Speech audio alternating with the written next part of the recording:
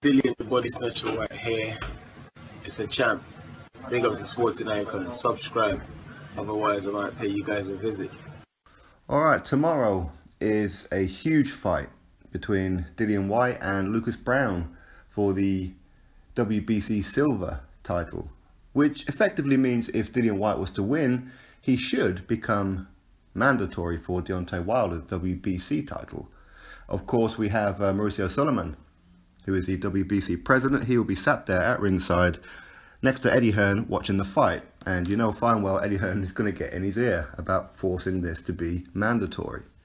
So hopefully, all going well, if DILLIAN WHYTE was to win, which I believe he will, then he'll become the mandatory. Now, as far as the fight goes, this is a fight that I've been looking forward to the most. As most people know, most people think that I'm a big Joshua fanboy and this, that and the other. I mean, I am, of course I am, but I'm a British fighter fan. That's first and foremost, and DILLIAN WHYTE is my favourite heavyweight.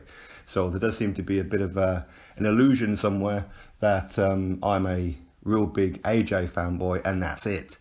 That's not true. That's not true. I'm a DILLIAN WHYTE fan first and foremost. So, with this fight, I am emotionally invested in this one. Of course, I've interviewed DILLIAN WHYTE on a couple of occasions, and I wish him all the best, all this kind of thing. And this is his biggest fight outside of Joshua. But even then, when he took on Joshua, this was a local rivalry. This was for the British title, right? So, this is his biggest fight. DILLIAN WHYTE has everything to lose and gain in this fight. Lucas Browne only has something to gain and nothing to lose, because he's not really supposed to be there in some ways. And one of the things that's going to go against Lucas Browne is the fact that he's only had 2 rounds, or a round and a half really, in 2 years. Since he beat Ruslan Chagayev over in Chechnya, where he won the WBA World Heavyweight title. It was a regular title, but still, it's a World Heavyweight title, right? And he got, allegedly, he got spiked. So he failed the test, even though right before the fight, everything was fine. And then right after the fight, he failed for something that wouldn't have helped him in the fight anyway. So, I mean, I can kind of go along with, yeah, okay, he was spiked, but it's his own fault. He wasn't watching what he was eating and drinking. Of course, he was believing people around him were being nice. He was being very naive. Either way, after a while, they stripped him of that title and then kind of said, right, okay, well, actually, maybe you're all right. So then they put him back in for another world title shot, when really what they should have done was give him the belt back. Really, that's what they should have done. But they put him in there to say, right, okay, you need to go fight Freza Quendo for this title. Again, Freza Quendo, whose last fight was against Ruslan Chagayev.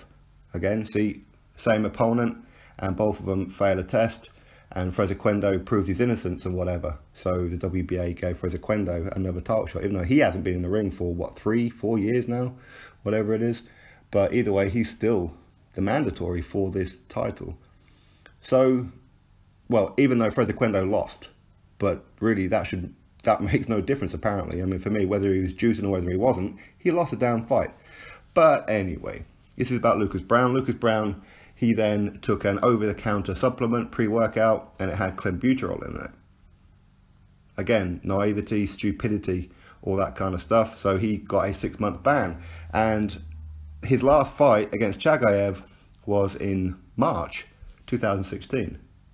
This fight in March 2018. So that's 2 years. But in between that time, he did have a fight last year in June against Matthew Greer, which went 2 rounds, where he knocked out Matthew Greer in 2 rounds. So that's his whole experience in the last 2 years. So inactivity, you would probably imagine, is going to play favourable towards DILLIAN WHYTE, as DILLIAN WHYTE has been active. But maybe a rest is as good as anything, right? Lucas Browne's dangerous. He's got a wicked right hand. It's a punch that would knock out any heavyweight. Doesn't matter whether or not they are fundamentally better than Lucas Browne in every way, shape or form, whether they're more powerful, whether they are been chin checked before and they've got a granite chin. Lucas Browne has the ability in that right hand to knock out anybody. His left hand is also dangerous, of course. His boxing skills, they're not bad. Okay, he is a boxer, if you like. But of course, brawling is what he does best. If you stand toe-to-toe with him and exchange, Lucas Browne, 9 out of 10, probably going to come out successful, right? Now, Dillian Whyte can also brawl as well, okay? He's got a lot of mixed martial arts background and fighting on the streets, all this kind of thing. I mean, you know, the poor lad's been shot, stabbed, you name it, with Dillian Whyte. So he's no stranger to standing there with somebody toe-to-toe, and he's done it in quite a few of his fights. He's done it with Derek Chisora as well, which was a wicked fight, absolutely wicked fight. Now, another thing that may play into Dillian Whyte's hands favourably for this one is that he is a better boxer than Lucas Browne, and he does have a lot of power. I'm not sure if it's concussive power, but still it's heavyweight power, and of course he can put the lights out on any heavyweight as well. But he needs, for me, he needs to go back to the body shots. The body shots are keys to victory for me, because Lucas Browne, he's always been a bit podgy around the waist, and okay, that doesn't always mean that they're weak around the gut, not at all, but the kidney shot puts down anybody. No heavyweight, no boxer likes body shots, and Dillian Whyte, that's his speciality, but he hasn't really shown it over the last couple of fights, except against Malcolm Tan. He showed it there. Against Robert Helenius, he was chasing Robert Helenius around, and Robert Helenius openly said after the fight, I came to survive. I needed the money. I didn't come to win. I come to survive. Now, this is a guy who was once picked as the replacement for Vladimir Klitschko, and Dillian Whyte beat him. Okay. Now, Dillian Whyte, a couple of things that we have seen wrong with him that may favour Lucas Browne, but we really have to remember now that Dillian Whyte hasn't had a full training camp since Anthony Joshua. But even when he fought Anthony Joshua, he went in there with a shoulder injury, and straight after the fight he was off for quite a while after he was having his shoulder repaired through surgery and that, of course. So again, his shoulder hindered him even in the Anthony Joshua fight, and he nearly got Anthony Joshua out of there. He really did. I mean, had he stayed composed and placed his shots rather than swing for the fences, who knows what would have happened. I'm not saying that he would have stopped Joshua. I'm saying that he could have and may well have done, and I would have probably favoured him to have stopped Joshua at that point.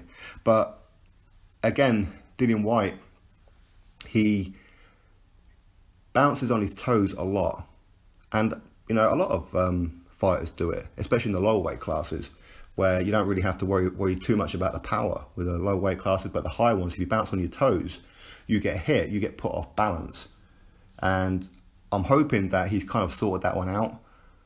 But even then, I mean, maybe this is the kind of style that Dillian Whyte is comfortable at. Because when he fought Robert Helenius, he got caught with a left hook come jab, if you like, from Robert Helenius in the opening round. And it looked like it stunned him, but it didn't stun him. Well, it did stun him, but it wasn't as bad as what it looked. It looked like he was in trouble because he was on his toes. And when he punches whatever, he's almost jumping off the floor at times. So, of course, when he gets caught, he gets hit backwards, and it looks like he's in trouble because he's trying to get his feet again. So we'll really have to wait and see on this one. I do expect Dillian Whyte to stop him. That's my honest prediction. I expect him to stop him or just ground out the win, whichever one is necessary. Again, a lot of this is down to experience, because with Lucas Browne, yes, he's 25-0, and you know, I mean, I've always liked Lucas Browne, I really have. But of course, when it comes to Dillian Whyte, Dillian Whyte's my man, right? He's the one that I want to beat Lucas Browne, take that 0 away from him, and move on to potentially have a fight with Deontay Wilder next. With Dillian Whyte, as I said, since the Joshua loss, and he gained a lot of fans over Joshua. He really did. And, you know, at that time, I was really sat on the fence because I already liked Dillian Whyte, okay? But I wasn't emotionally invested because I didn't speak to him or anything like that at that point. And with Joshua, he never, even now, never bothered, right? So he got a lot of fans. He come into that fight. He sold that fight. Dillian Whyte sold that fight with his out-of-ring antics, with his talk, all that kind of thing. And he's very, very good. He's one of the best trash talkers around. I mean, he could out-talk David Haye at trash talking. He really could. He could certainly put Deontay Wilder under the table when it comes to trash talking. We all know that. And not only that, he's funny as hell with it as well. But anyway, since that loss, obviously he took 6 months out after surgery and then come back and got a knockout win over Bakarin.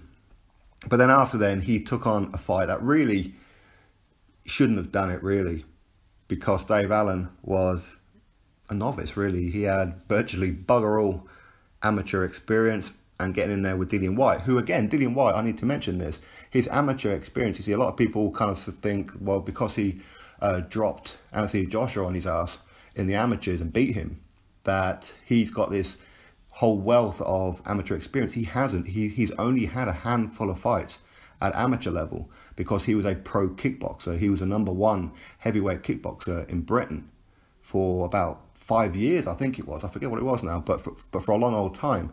And because of that, the boxing board were not happy of a former professional kickboxer being an amateur. They felt it was an unfair advantage. So he had to turn pro. So since then, he's been learning on the job. Okay, and it was pretty much the same with Dave Allen. Although Dave Allen didn't have any other kind of martial arts experience, if you like, in the background for pro. He didn't have too much amateur experience. He only had, what was it, like 10, 15 fights, if that. So him getting in there with Dillian Whyte, he went in there to show that he can box. And he outboxed Dave Allen. Dave Allen never been dropped, never been stopped, never been beaten at this point. So again, you know, a lot of people saying, well, Dillian Whyte couldn't knock out Dave Allen. Well, Dave Allen is tough as nails. He can take big shot after big shot. I mean, he nearly went the distance with Luis Ortiz. He had, what, 1 more second of round number 7, and he would have made it into the final round with Luis Ortiz. The guy who, in my opinion, beat Deontay Wilder, because Deontay Wilder should have been stopped in round number 7 and not given that extra time beginning round number 8. Had he not been given extra time, who knows? But anyway, that's something else. I mean, that's not really that important, but I was letting people know that is why Dillian Whyte versus Dave Allen was an important fight, in the sense that Dillian Whyte was coming under criticism because he was just going there and just blasting out opponents, you know, using his infamous body snatcher shots, okay? And with Dave Allen, he thought, you know what, I'm going to outbox him. I'm not going to knock him out. I'm not going to go for the knockout. And he outboxed him. He was just showing everybody he can box. And he did that. And his next fight after then was for the British Boxing Board of Control heavyweight title. So the British heavyweight title against Ian Lewison. Ian Lewison, who was one time a huge prospect. Many people were tipping him to go on and maybe achieve something great one day. But against Ian Lewison come in overweight. There was some background banter between them both. They just didn't like each other. And again, Dillian Whyte went in there and was outboxing him for quite a while, and ultimately stopped Ian Lewison in round number 10 of 12. Personally, I think he could have got him out there earlier. But as Dillian Whyte said before then, I want to punish you. And that's what he was doing. He was punishing Ian Lewison for a few rounds, and of course gaining some rounds himself, gaining a bit of experience against somebody who did have a good background. So again, he did very well in that one. Now, Derek Chisora, that was the fight of the year for 2016. This was on the Joshua and oh no, it was on the Joshua undercard.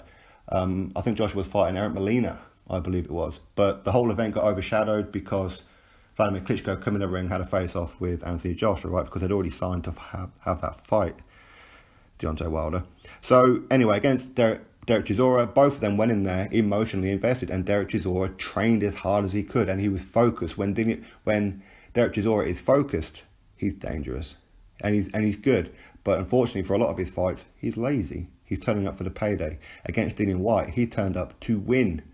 And I know a lot of people said that Derek Chisora won. Watch the fight again. He didn't win, okay? Dillian Whyte won that fight. I wouldn't say comfortably, but he definitely won. And Derek Chisora got dropped in that fight as well, but the referee counted it as not a drop, but it was. It really was. But again, in this fight, Dillian Whyte showed that he's durable. He can take big punches. Yes, he was out on his feet on a couple of occasions through exhaustion because he put everything into the first couple of rounds. And that's what made the rest of the fight hard. But he showed that he can still take shots. He can still throw shots, even though he's got zero energy left. But he showed that he does have a good tank in him, and he went all 12 rounds with Derek Chisora. And for me, had he chose to outbox him and not get emotionally invested, he would have won that fight comfortably and potentially stopped Derek Chisora. And I believe if them two ever had a fight again, Dillian Whyte would stop him quite comfortably. But he took a bit of time off because with Dave Allen, Ian Lewison, Bakurin and Derek Chisora, so like 4 fights, he had on the bounce of one after the other within 2016. Since June 2016 to December. So he had 4 fights in 6 months. So he took a bit of time off, and he had 8 months off actually. So he come back, he went to America on the Crawford and Dongo undercard. I have no idea why Eddie Hearn set all that up. Maybe Top Rank messed or gave Eddie Hearn and Dillian Whyte the wrong messages, because Dillian Whyte's fight wasn't even shown on TV. He was put on too early. So his whole exposure to America was pointless. So I hope that they don't deal with Top Rank again. That's what I hope. But we're never gonna. So, and again, that was against Malcolm Tan. And Dillian Whyte, after 8 months out, after recuperating, and after being promised big fights against Bryant Jennings and all these kind of things, these people just didn't want to fight him. So he ended up fighting Malcolm Tan, who at one time was a pretty decent fighter. But Malcolm Tan, he kind of like retired for a while, come back, had a couple of decent wins, and Dillian Whyte just beat him up for 3 rounds, dropped him several times, and in the end, round number 3, the referee put a stop to it. So, I mean, he just had fun with it. And then after then, Robert Helenius, again, zero camp for this, just like Malcolm Tan, like Derek Chisora, Ian Lewison, Dave Allen. He had like a couple of weeks notice for all of those. Nothing was really, I think Derek Chisora, I think maybe he had about 5 or 6 weeks notice, I believe, on that one. But Malcolm Tan, he didn't know his opponent until the week of the fight. Against Robert Helenius, again, he didn't know until about a week or 2 before the fight, because nobody wants to fight him. He offered Charles Martin, he offered Dominic Brazil, he offered Jarrell Miller, he offered many fighters, and they all come back with a no. Originally, even Robert Helenius said no. Now, against Lucas Browne, this fight was supposed to have happened back in February as a headliner for the O2, but with the whole negotiations between Joshua and Parker, Lucas Browne was promised that he would be fighting Joseph Parker for the WBO title if Joshua and Parker didn't come to a deal. So, of course, that whole thing was strung out. There wasn't enough time to have any kind of decent training camp for either of those. So they then changed it from February, which was then replaced by the British beef of Cody vs Chamberlain. And now this is the date that they're finally fighting. Excellent fight. And I'm really excited for it. I believe Dillian's going to do it. Of course, I hope he's going to do it, touch wood and all that kind of stuff, and look good doing it. But even then, I don't care if he doesn't look good doing it. Just get the win. If it's scrappy, it's scrappy. If it's boring, it's boring. Just come out of there with your hand raised. That's all it is. Don't overcommit. Don't let Lucas Browne set off that big right detonator, and I believe he'll be absolutely fine. And again, with Lucas Browne being 38 years old and Dillian Whyte only 29, then you would probably favour the stamina-wise for Dillian Whyte. But maybe Lucas Browne is going to be on the back foot for a while, maybe just slowly plot out a left jab here and there to conserve energy and then go all at it against Dillian Whyte later in the fight. So hopefully Dillian Whyte doesn't overcommit too much early on in the fight unless he's confident of getting him out of there. But anyway, this video went on for quite a long time. So I do believe that Dillian Whyte is going to stop him. But as I said, I don't care if he stops him in the round number 1 or round number 12. As long as he gets a win, as long as it's, I don't care if it's points. I don't care if the referee steps in and maybe it shouldn't have been stepped in. He was stepped in too early or whatever. Don't care. Just a Dillian Whyte win. That's all I'm after. I do feel a little bit bad for Lucas Browne because he is coming across as quite a nice guy. But allegedly, behind closed doors, he's a bit of a knob, is allegedly what people say. So Dillian Whyte and Lucas Browne, hopefully Dillian doesn't get too emotionally invested in this fight and leave himself open for some counters. So We're going to have to wait and see, though. We're going to have to wait and see. I'm expecting a good fight. I'm expecting a few rounds out of this fight, and I'm probably going to go with a Dillian Whyte knockout win, maybe round number 8 or 9. But we'll have to wait and see. So anyway, drop your thoughts below. Click that thumbs up. Subscribe. Catch you on the next video.